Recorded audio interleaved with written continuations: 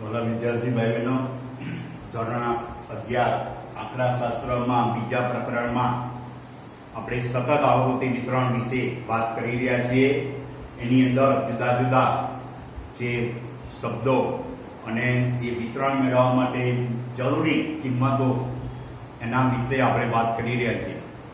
હવે છેલ્લા આપણે વર્ગની મધ્ય કિંમતની વાત કરી હતી. હવે વર્ગનું અધઃ સીમા બિંદુ, બરાબર શબ્દ ધ્યાન રાખજો. અગાઉ અધઃ સીમા નીચલી હદ એની વાત કરી હતી. આ છે અધઃ સીમા બિંદુ, પોઈન્ટ. અધઃ સીમા બિંદુ, બરાબર ધ્યાન રાખજો. વર્ગનું અધઃ સીમા બિંદુ. આ પરથી તમારે આગળ સંચય આવૃત્તિ વક્ર, સંચય આવૃત્તિ વિતરણ, આ બધું એના માટે અધઃ સીમા બિંદુ અને ઉર્ધ્વ સીમા બિંદુ જરૂર પડશે. વર્ગ લંબાઈ, કારણ કે દાખલાની અંદર વર્ગ લંબાઈ c વર્ગ લંબાઈનો સંકેત c એ તમારે અવારનવાર સૂત્રમાં આવશે. 10મા ધોરણમાં વર્ગ લંબાઈનો સંકેત h વાપરતા હતા, હાઈટ. અહીંયા 11મા ધોરણ માટે વર્ગ લંબાઈનો સંકેત c વાપરવાનો છે. એટલો તફાવત પડે છે. પણ એ બધું અધઃ સીમા બિંદુ અને ઉર્ધ્વ સીમા બિંદુ ઉપરથી મળશે તમને. તો વર્ગનું અધઃ સીમા બિંદુ કઈ રીતે મેળવાય? તો જે તે વર્ગ હોય એ વર્ગની અધઃ સીમા અને એની અગાઉના વર્ગની ઉર્ધ્વ સીમા એનું સરેરાશ, બરાબર ધ્યાન રાખજો. અધઃ સીમા બિંદુ જે તે વર્ગનું, દરેક વર્ગ પ્રમાણે અલગ અલગ અધઃ સીમા બિંદુ તમે મેળવી શકો. પણ જે તે વર્ગની અધઃ સીમા લેવાની અને એની અગાઉનો જે કંઈ વર્ગ હોય એની અગાઉનો પહેલાનો જે વર્ગ હોય એની ઉર્ધ્વ સીમા, એ બેની સરેરાશ. એટલે બીજી રીતે કહીએ તો અધઃ સીમા બિંદુ શોધવું હોય એનું સૂત્ર વર્ગનું અધઃ સીમા બિંદુ. જો અમે તમને જે એનો અર્થ કહ્યું, તેની સરેરાશ, અધઃ સીમા ને આગલા વર્ગની ઉર્ધ્વ સીમાની સરેરાશ. હવે એને સૂત્ર રૂપે લખીએ, વર્ગનું અધઃ સીમા બિંદુ. તો તે વર્ગની અધઃ સીમા વત્તા અગાઉના વર્ગની ઉર્ધ્વ સીમા, એટલે ઉપલી હદ આ નીચલી હદ ભાગ્યા 2. સરેરાશ કરું ને એટલે 2 છે તો 2 નો સરવાળો ભાગ્યા 2 એટલે એની સરેરાશ થઈ ગઈ.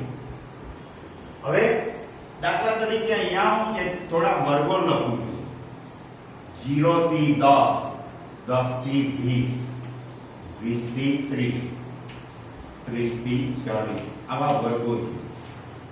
એમાં એક વર્ગ લઈ લઈએ 10 થી 20. આ વર્ગ નું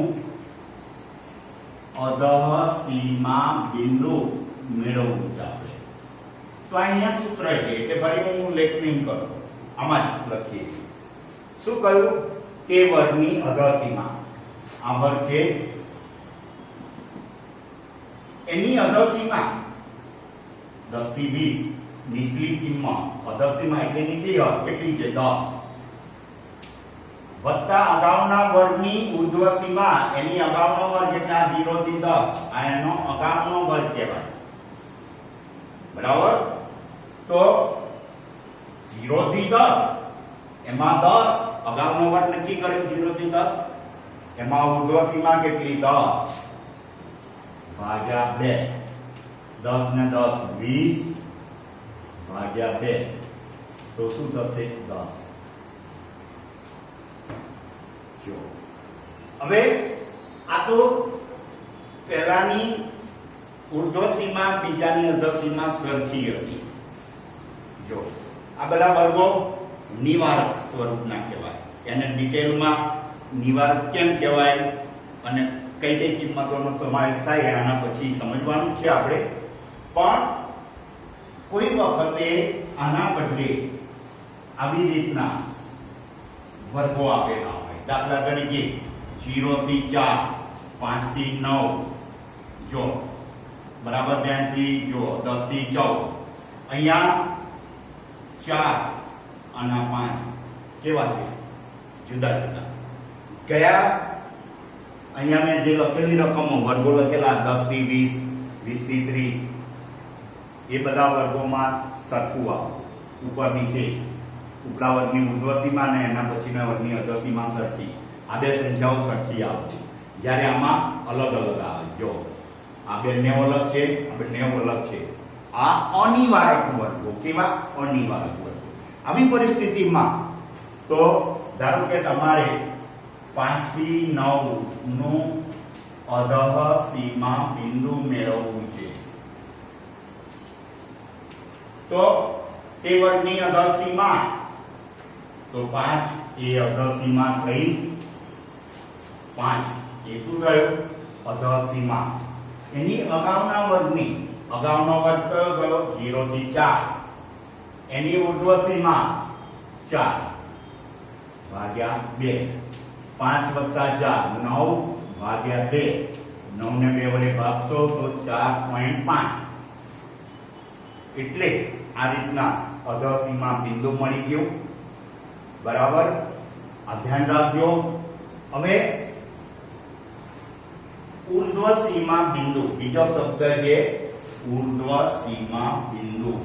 બરાબર ધ્યાન રાખજો. ઉર્ધ્વ સીમા બિંદુ. હવે ઉર્ધ્વ સીમા બિંદુની વાત કરવી છે તો અહીંયા આગળ જે અધઃ સીમા લેતા હતા એના બદલે તે વર્ગની ઉર્ધ્વ સીમા, અગાઉના બદલે શબ્દ શું આવશે? પછીના વર્ગની. તેના પછીના વર્ગની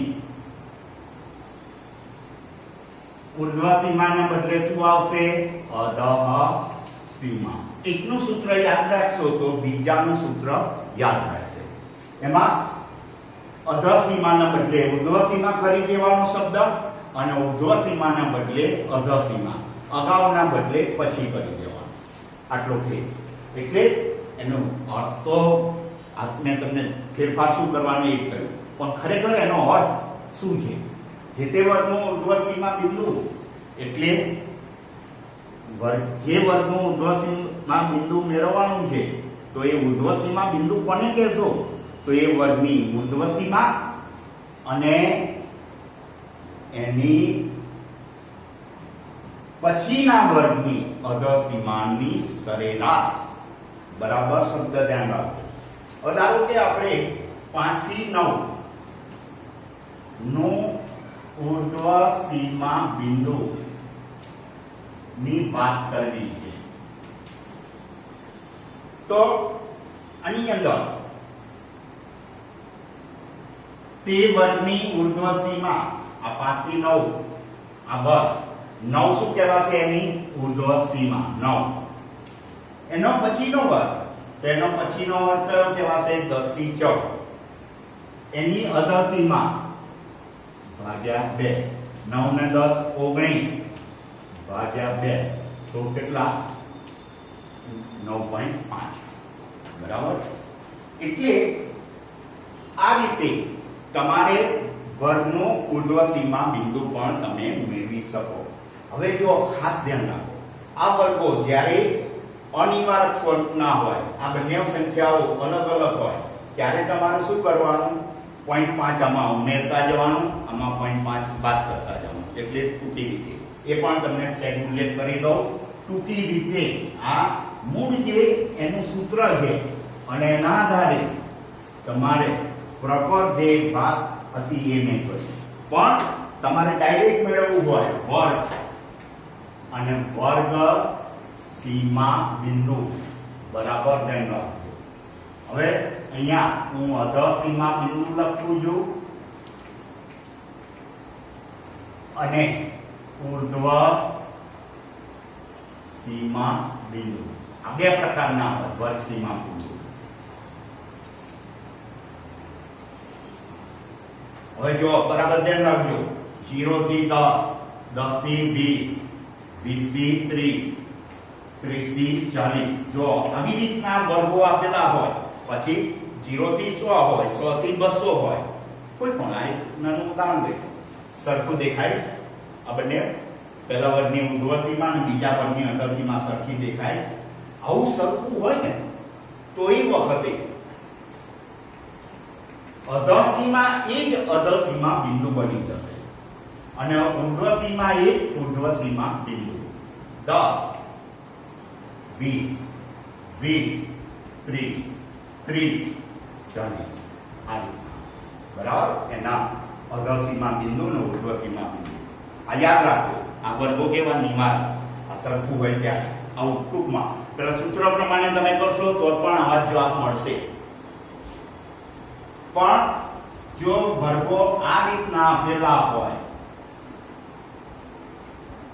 ધારો કે 0 થી 9, 10 થી 19, 20 થી 29, 30 થી 39 આવા વર્ગો આપેલા હોય તો એવી પરિસ્થિતિમાં ડાયરેક્ટ તમારે 0 નહીં લખવાનું.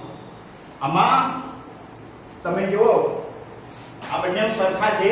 અગાઉ મેં તમને જે સમજાવ્યું એમાં બંને કેવું હતું, પહેલા વર્ગની અધર સીમા અને ઉર્ધ્વ સીમા અને પછીના વર્ગની અધર સીમા એ સરખા હતા. આ બંને સરખા હતા અગાઉ. આમાં અલગ અલગ છે. જો આ અનિવારક વર્ગો છે. કેવા છે? અનિવારક વર્ગો. એટલે આ સંખ્યાઓ અલગ અલગ પડે. તો આવી પરિસ્થિતિમાં તમે સૂત્ર પ્રમાણે પણ ચેક કરી જોજો. અને હું ડાયરેક્ટ તો આવી પરિસ્થિતિમાં શું કરવાનું? જે ઓછું છે એમાંથી બાદ કરવાનું. કેટલા બાદ કરવાના? 0.5. તો 0 માંથી 0.5 બાદ કરશો -0.5. વધારે છે એમાં ઉમેરવાના તો ઉર્ધ્વ સીમા બિંદુ મળી જશે 9.5. આમાંથી 0.5 બાદ કરશો 9.5. આમાં 19.5, 19.5, 29.5, 29.5, 39.5. શું કર્યું? આ બધી સંખ્યાઓ આ વર્ગમાં ઓછી હતી તો ઓછામાંથી બાદ કર્યા. કેટલા? 0.5. વધારે હતા તો એમાં ઉમેર્યા. અનિવારકમાં જ્યારે પેલામાં તો નિવારક વર્ગો હતા, જે પહેલાની અધર સીમા અને બીજાની ઉર્ધ્વ સીમા સરખા હતા, બે સરખા, તો એમાં એની જ સંખ્યા અધર સીમા એક અધર સીમા બિંદુ લખી દેવાનું અને ઉર્ધ્વ સીમા એક ઉર્ધ્વ સીમા બિંદુ તરીકે આવશે. આ એક ધ્યાન રાખજો. બરાબર? તમારે જે એ કરવાનું છે ગણતરીમાં તો આવી રીતે થોડું સ્પીડમાં તમે કરી શકશો.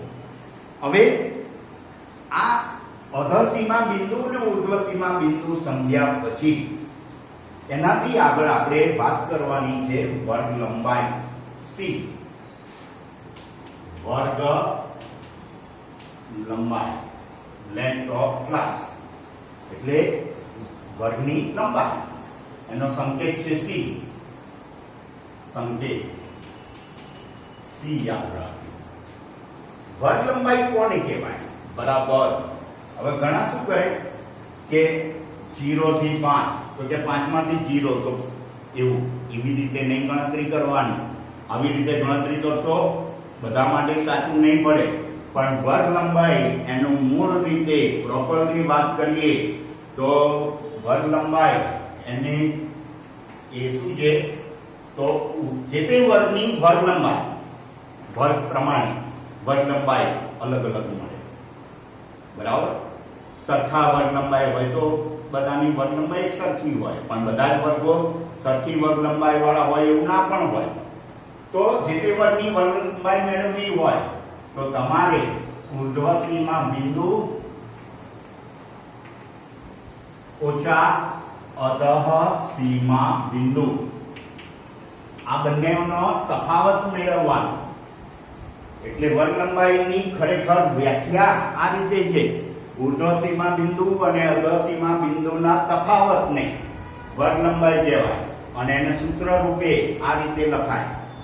દાખલા તરીકે ધારો કે એક વર્ગ 10 થી 20 છે, બીજો વર્ગ 20 થી 50. જો અહીંયા મેં વર્ગ લંબાઈ જુદી જુદી હોય એ રીતે લીધા. હવે આ નિવારક વર્ગો છે. હવે ધારો કે આની વર્ગ લંબાઈ શોધવી છે 10 થી 20 ની વર્ગ લંબાઈ. તો ઉર્ધ્વસીમા જો અનિવાર્ય હોય ત્યારે આ સરખું હોય ત્યારે 20 એ ઉર્ધ્વસીમા જ બિંદુ થશે અને 10 તો 20 માંથી 10 બાદ કરશો તો 10. એવી રીતે આમાં 50 ઉર્ધ્વસીમા બિંદુ 20 અધોસીમા બિંદુ. પણ કોઈ વખતે ધારો કે આવી રીતના આપે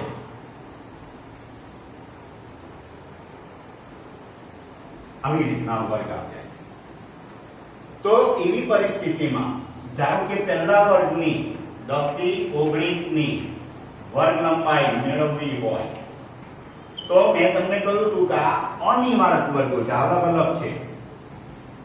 તો 19.5 આમાં શું કરવાનું? 0.5 ઉમેરવાના. તો 19.5 એનું ઉર્ધ્વસીમા બિંદુ ઓછા આમાંથી શું બાદ કરશો? 0.5 એટલે 9.5 એ એનું અધોસીમા બિંદુ. તો 19.5 માંથી બાદ કરશો તો વર્ગ લંબાઈ કેટલી આવશે? 10. જ્યારે આમાં 10 નહીં આપે. બરાબર? તો એ રીતે તમે આની વર્ગ લંબાઈ શોધજો. આ જે બધું મેં સમજાવ્યું એ તમારી ચોપડીમાં પણ બધું સરસ આપેલું છે, એટલે પાઠ્યપુસ્તકમાં પણ એનો અભ્યાસ કરતા રહેજો.